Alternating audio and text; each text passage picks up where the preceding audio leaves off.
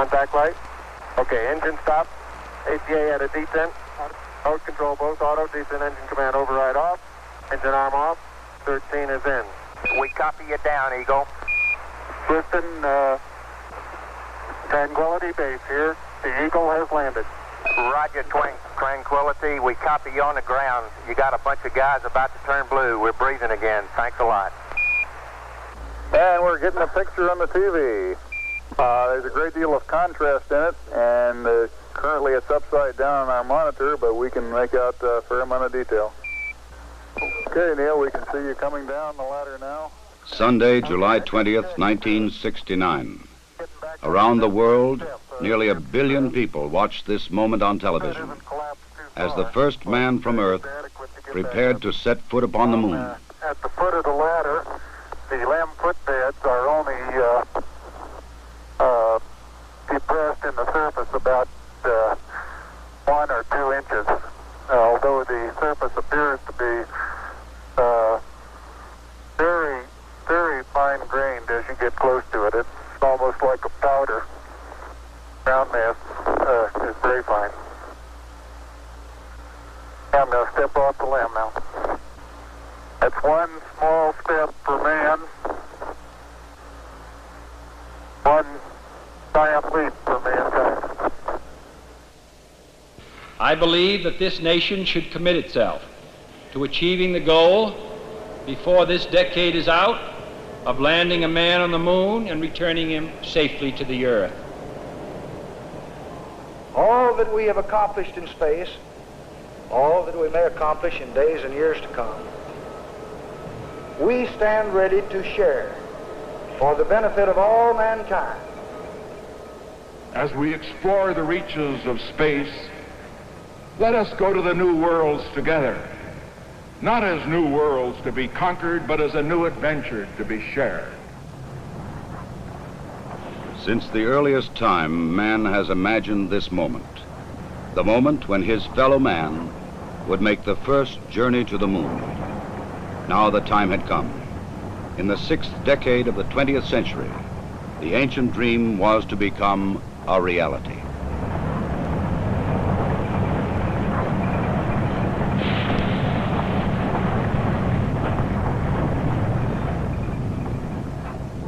The flight of Apollo 11 was the culmination of many years of planning, working, building, and testing. Thousands of people had contributed toward this day of accomplishment. The great Saturn V rocket and the complex Apollo spacecraft had been assembled together and moved to the launch pad. The equipment and techniques and personnel had been proved in earlier missions, and now they were ready. The astronauts chosen for this mission had flown it many times in ground-based simulators. They had all been in space before. They had trained carefully and well, and now they too were ready. Astronaut Michael Collins would pilot the Apollo command module.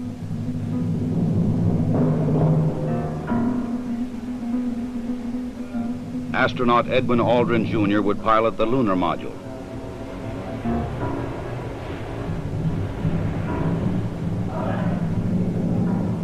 And astronaut Neil Armstrong would serve as mission commander. Armstrong would be the first man to step upon the moon.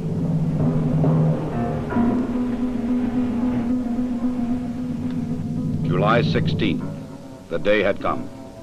The moon awaited. The men rose early, ate breakfast, and dressed in their spacesuits.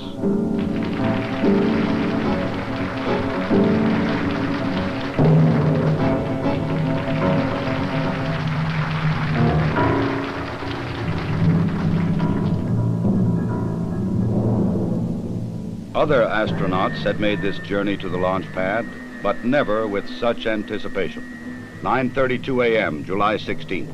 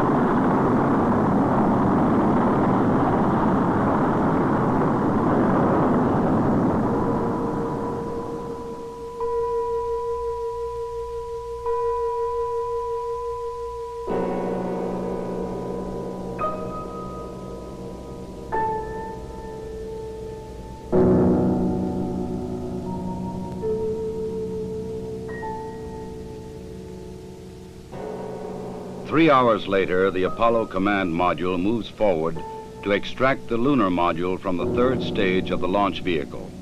Both are moving at more than 17,000 miles an hour. Docked together, they will sail 250,000 miles across the sea of space and into orbit around the Earth's nearest neighbor.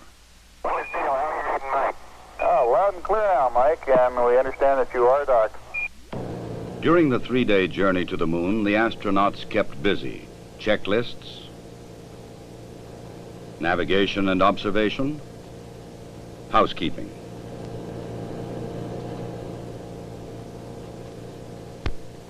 They must work in a weightless environment, keeping their spacecraft and themselves in good condition. Data must be collected and reported.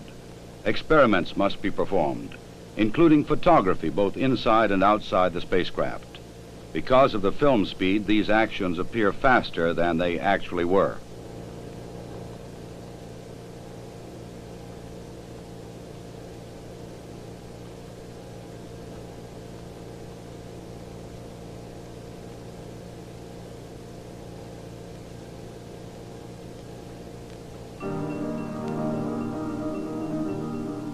July 19th.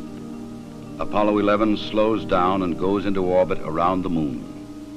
The bright blue planet of Earth now lies 238,000 miles beyond the lunar horizon. Astronauts Armstrong and Aldrin, now in the lunar module, separate from the command module.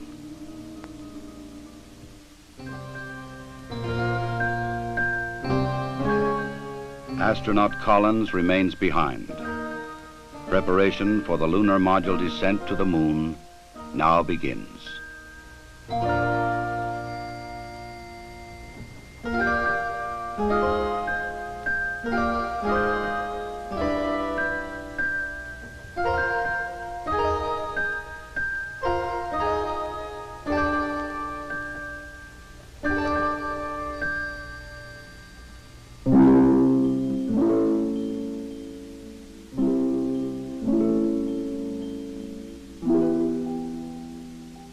The command module assumes the new name, Columbia.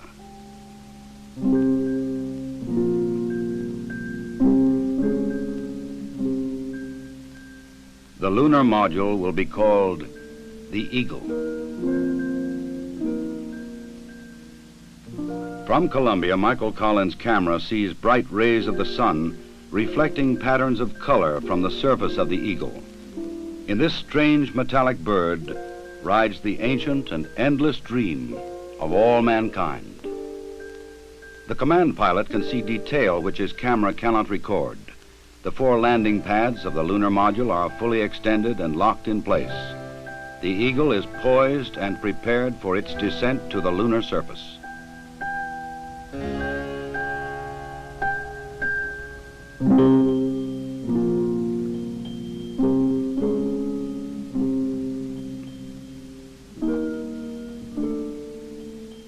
The moon landing craft rocket engine fires to slow it down and to place it on the pathway to the landing site in the Sea of Tranquility.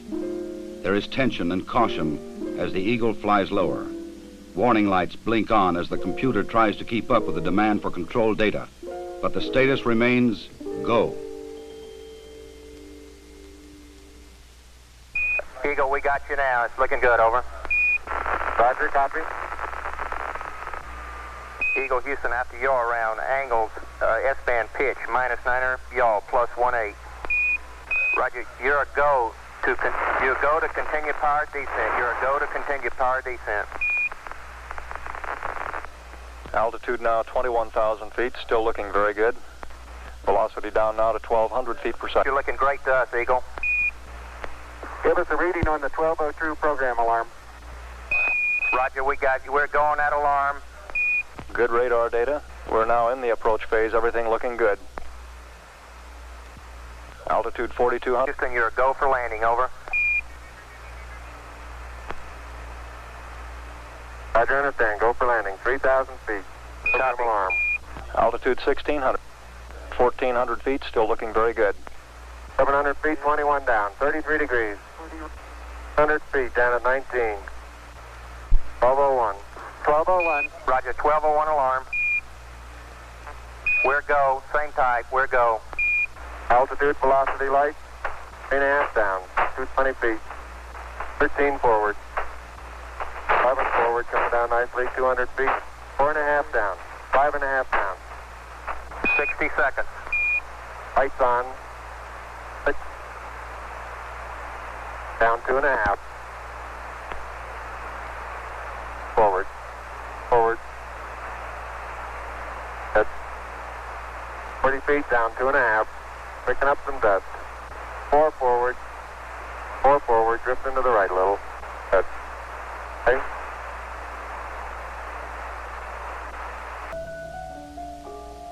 Seven hours after landing, after careful preparations for later ascent were completed, Armstrong opens the Eagle hatch and begins his climb down to the surface.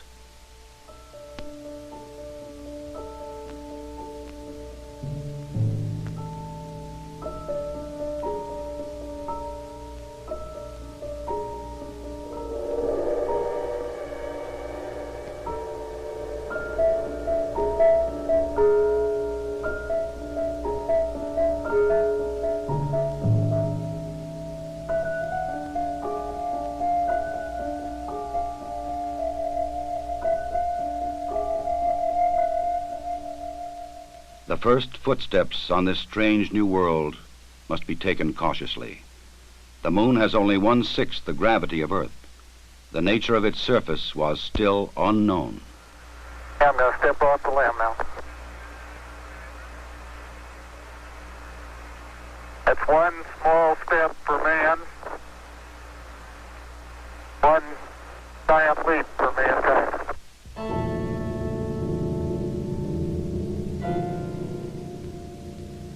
Once on the surface, Armstrong scoops up a small sample of lunar dust and rock, precaution against the possibility of an emergency takeoff.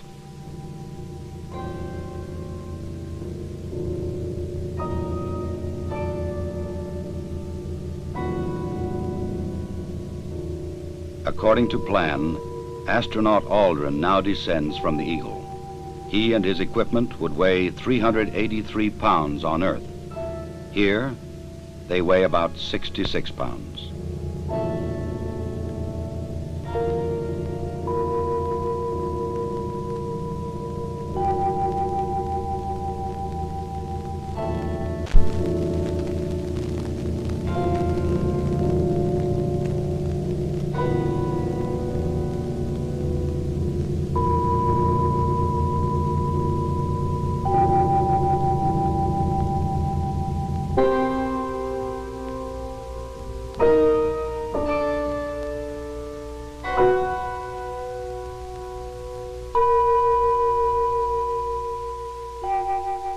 For a brief moment, the first men on the moon stand and look at the stark, lonely landscape around them, an experience which no one before them can share.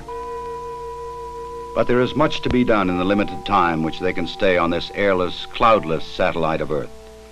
This sheet of metal foil traps and holds particles from the sun, the so-called solar wind, or barrage of solar energy, which constantly strikes the moon's surface. Results of this experiment will be taken back to Earth to reveal new secrets to anxious scientists.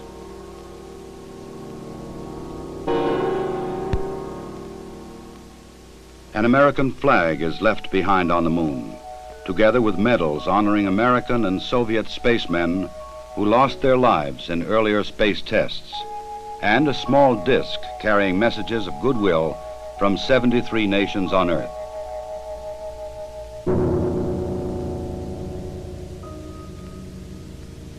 A plaque on the lunar module reads, "Here, men from the planet Earth first set foot upon the moon, July 1969 AD.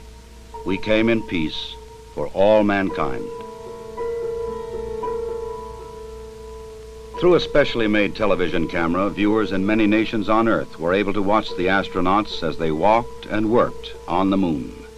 Despite the bulky spacesuits and the backpacks containing oxygen, temperature control, and communications equipment, the Apollo 11 crew found they could move easily about the surface.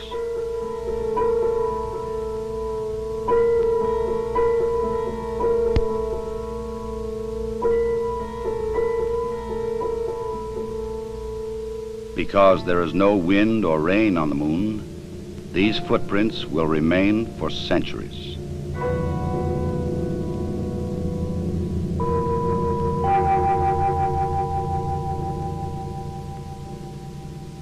In addition to collecting rock and soil samples, the explorers leave behind a seismometer. This highly sensitive device would send back valuable information on external meteoroid impacts, as well as internal lunar movements.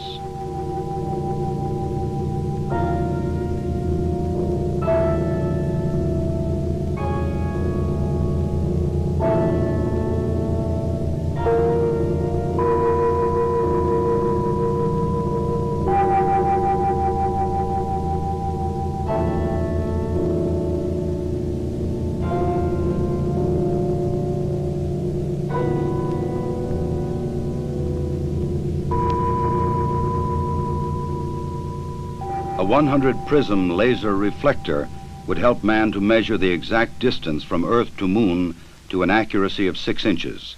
These were the first of many experiments which will be taken to the Moon to provide man continuing and increasing knowledge about the Moon and the vastness of space beyond.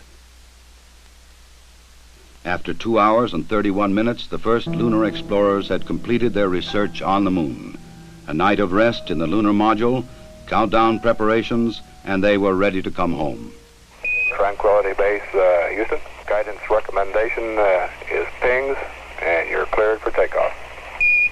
Roger, understand. We're number 1 on the runway.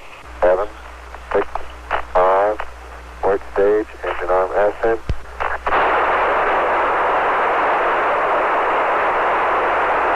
Shadow, beautiful. Very smooth. Very quiet ride. There's that one crater on there.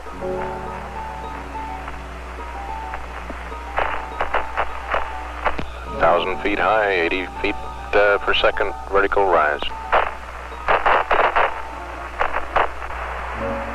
Eagle Houston, you're looking good at 2. Ping, zags, and mid-spin all agree. I'm going right down US 1.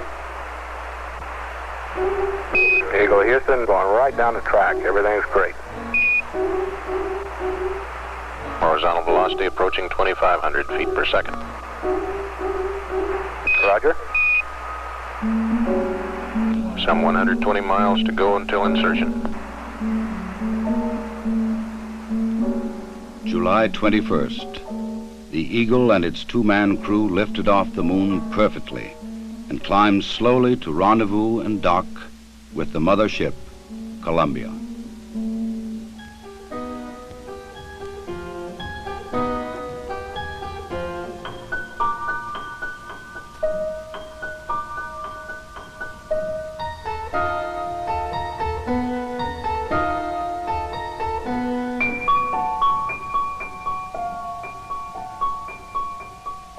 While Armstrong and Aldrin explored the Moon, astronaut Collins had kept a long and lonely vigil in the Columbia.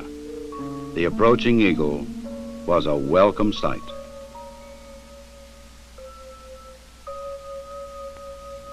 Later, the 3 men would share their reflections on this adventure with the world. I believe that from the early space flights, we demonstrated a potential to carry out this type of a mission. And again, it was a question of time until this would be accomplished. I think it's a technical triumph for this country to have said what it was going to do a number of years ago, and then, by golly, do it. The relative ease with which we were able to carry out our mission, which, of course, came after a very efficient and a logical sequence of flights, I think that this demonstrated that we were certainly on the right track when we took this commitment to go to the Moon. I just see it as a beginning of a new age.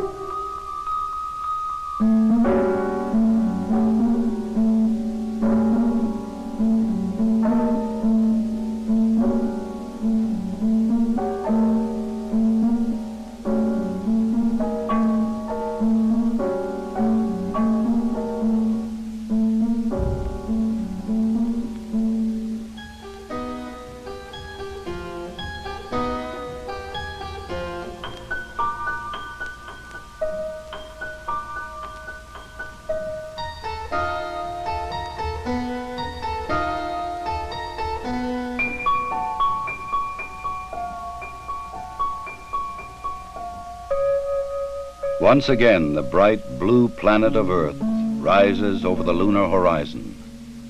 For those who had witnessed man's landing in the Sea of Tranquility, the moon would never again appear quite the same.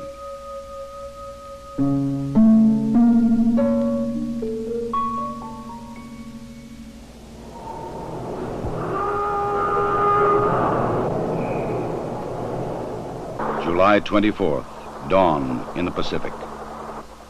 Apollo blazes across the heavens, coming back to Earth at 25,000 miles an hour.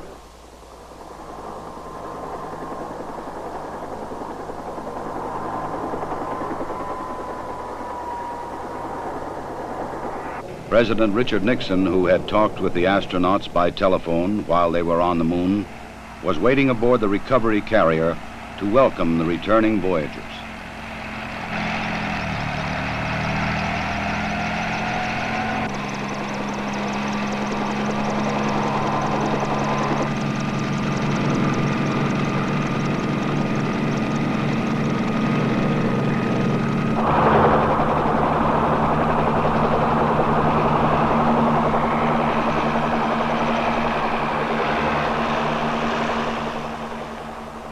The president later expressed the nation's response to this historic mission.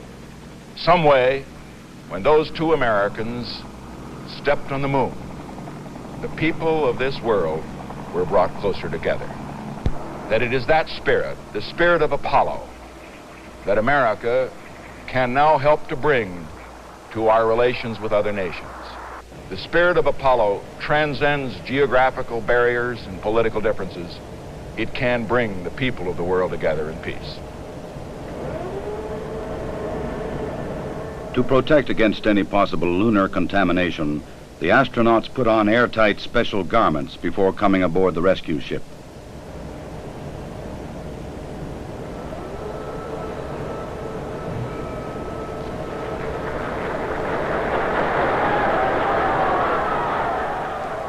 They transferred directly from the helicopter to a mobile quarantine van, in which they would be flown back to the Manned Spacecraft Center in Houston, Texas.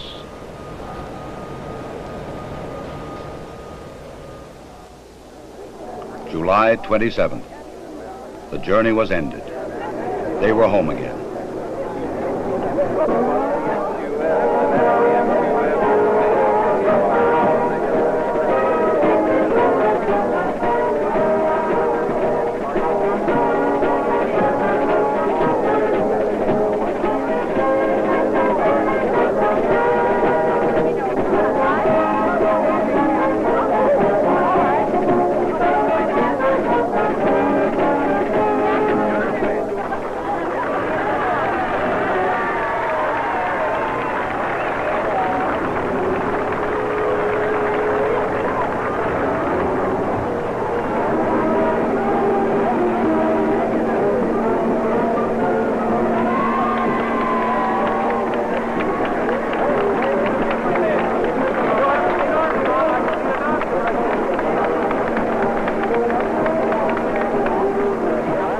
Ahead lay 3 weeks of isolation, medical tests, and mission debriefings. Then visits to major cities of America and abroad. The details of their unique mission would be relived and remembered so that others might learn what they had learned, and that future travelers in space might build upon their experience.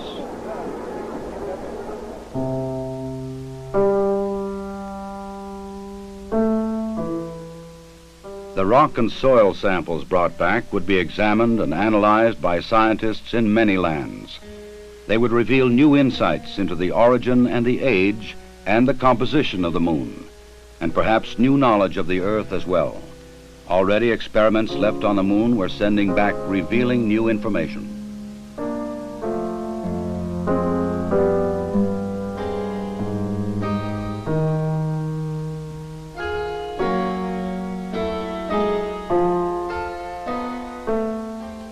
The mission was successfully completed. The Eagle had landed the first men on the moon, and Columbia had returned them safely to Earth. Wherever man journeys tomorrow across the ocean of our universe, history will remind him that Apollo 11 was mankind's first encounter with a new world.